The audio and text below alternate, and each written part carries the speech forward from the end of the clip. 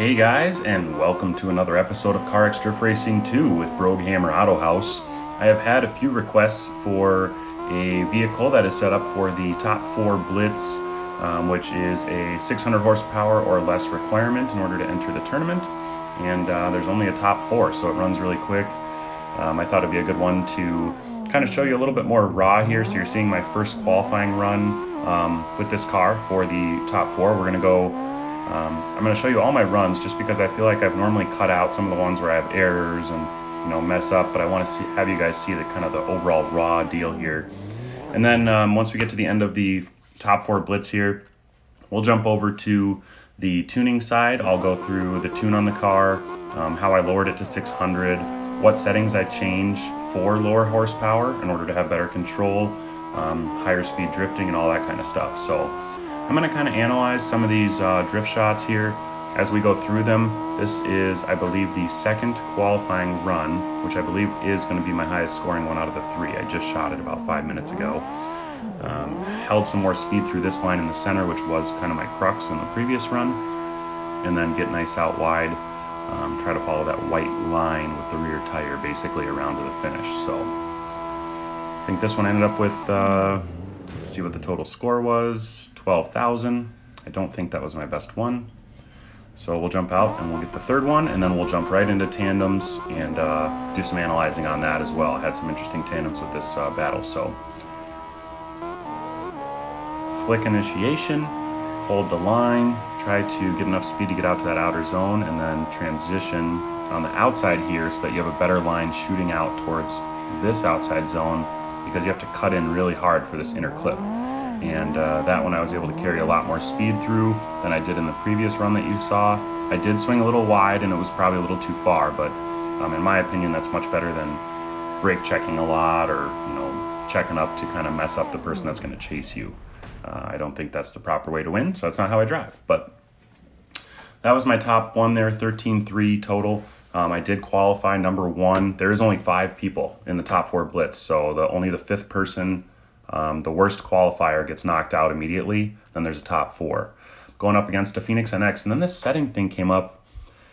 I'm not sure if it's because my car has exactly 600 horsepower. It's supposed to have less than 600, or what setting changed, but the car didn't feel any different after I said yes to that and just kind of went with it. So maybe it just dropped the horsepower by 1. Not really sure.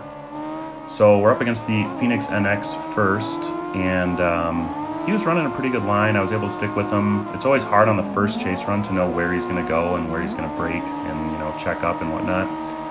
He runs a little bit shallow on that line, and then he really long handbrake holds.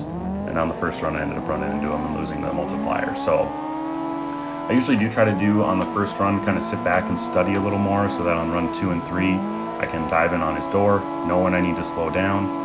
And this little S13, the Wellington, is just awesome with 600 horsepower. And if you want to build a different 600 horsepower car, I'm sure my tuning stuff will still work pretty well for a different vehicle, but I would try to pick something that's really light, because you want to have enough speed to stick with everybody else that's out in the field.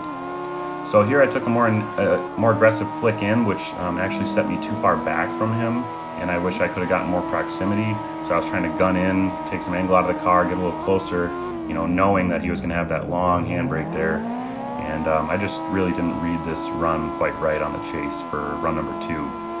Luckily I was able to dive in here and get right on his door to finish it out, but it wasn't a good outing for me. I think that was my highest scoring one, surprisingly, which I don't really get why, because I wasn't even close to him for that much of the time, but I must have had a lot more speed than in the previous run. And then the third run, obviously you kind of know exactly what's going to happen here, and we try to throw it on his door as best we can. Jumped it up. I did handbrake there, which really messed me up. It slowed the car down way too much. And when you're chasing, I highly suggest, if you can, to avoid the handbrake and try to just let off throttle and get back on throttle and let off throttle. Depending if you have the variable throttle, or if, like mine, it's just an on-off switch. When I hit the gas, it's full throttle. When I let off, it's nothing. So was able to finish really nice and tight on his door. Ended up taking the victory in this one and moving on to the championship, where things get a little more interesting. And You can see there, I don't know if he quit out or didn't make a run, but it doesn't show his added score there. I took him out. We're on to the championship against an Apollo, which is a little E36 M3. This guy had a very clean line, really fun chase. We had very similar cars as far as speed and angle go. I was able to jump right in on him right away off the bat and get on his door, which is always good. You're going to get the most points. You see on the back right of my bumper there, just counting up points, and then I lost it because I kind of straightened up. But I was really happy with the lead run. I just really hate when people are like brake checking and trying to fuck up the chase driver the whole time. It's just not the right way to play, and it doesn't make it fun for anybody. So, but I was really excited for this battle, and you'll see at the very end here, it was very hairy and very close. All right, so now chase number 2. We'll see how quickly I throw it on his door here on this one. Little swing left and then kick it in. Get right up on him. He was a little slower in the entry than I was anticipating, but had a good transition there and messed up my multiplier. My bumper hit the wall there and kind of straightened me out, so I wasn't able to maintain drift. And then I got a little too close again because I was trying to be ballsy to kind of catch back up for the mistake that I had made previous. Still nice smooth line on the outside here. He swings really wide into that blue, which is fine. It was just something that you have to adjust in chase. Drift yourself back a little further. Drop back behind him so that you're not, up pinching off in the front. This was my best chase run, the third and final one, and then we'll go look at the scores, and then we'll jump over after that to the tuning details on the car and why I do certain things for this lower horsepower setup.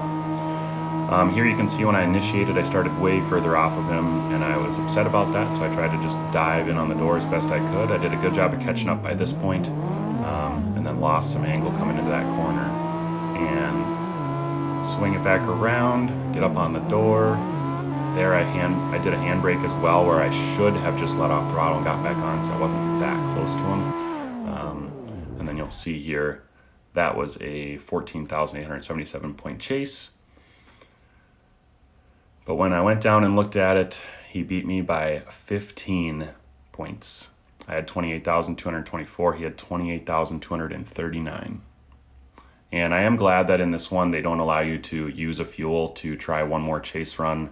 I really didn't like that in the other top 32 battles. I think they still have it over there, but I just think that everybody should get an equal number of runs, 3 runs apiece, and that should be it. I don't think you should be able to play for another run if you messed up within the 3 that you have. So then it shows me on the podium, second place by 15 points. Very disappointing, but I thought it was a good enough one for explaining and kind of showing you guys what to do here. Okay, now we'll jump over to the tuning. I'm going to show you guys what I've got going on with this thing. It's got, like I said, 600 horsepower. I may have to lower that to 599 in order for it to qualify better for the top 4 Blitz, because apparently there was some setting that I had that needed to be changed. Maybe it was the tire size and I didn't see a setting for that, but not sure. There are some cool body kits for the Wellington. I actually just have a stock body where I put a wing and some bumpers and side skirts on it. I did consider doing that D-Master kit, but there's other cars I want to invest that gold and money into. No engine swap on this one. It's just a stock motor, so that should make it easier for you guys to get these like 600 horsepower tunes going. You just got to be a Pro Drift 3 to make all the settings that I'm going to show you right here. So we're running at just under 10 centimeters of spring size in the front. The stiffness is kind of in the lower third there, and then the sway bar as well. I almost always run a little bit of positive toe in the front, as well as about -4 to -5 camber. And I wanted to talk about this section because between camber, caster, and Ackerman angle, that's going to be the biggest deciding factor on how your car performs on the track, in my opinion. It's going to decide your steering angle, your inputs and outputs, and what's going to happen. So I almost always run that with the camber at 4, and then the Ackerman I think is the biggest one. If you go high Ackerman, the front end will not grab nearly at all, and if you go very low Ackerman, every time you steer, it just whips the car around. So if you ever have too much front grip, increase your Ackerman in the front. If you're front grip, not rear grip, and then you can lower it as well if you want to have more front grip than what you have currently. I'm running a square setup, 19 by 275 millimeter wheels. And then here's where I adjusted my horsepower. So I have it to Pro Drift 3, which normally is like 700 something horsepower.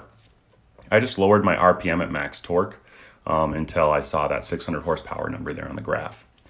And then because it's only 600 horsepower, my differential is at 0.55, and then the gear ratio is at a 4.40 overall, which is a very high gear ratio for most cars, but because this one does have lower horsepower, you actually want, in this game anyway, that shorter gear set so that it can still spin the wheels in fifth gear.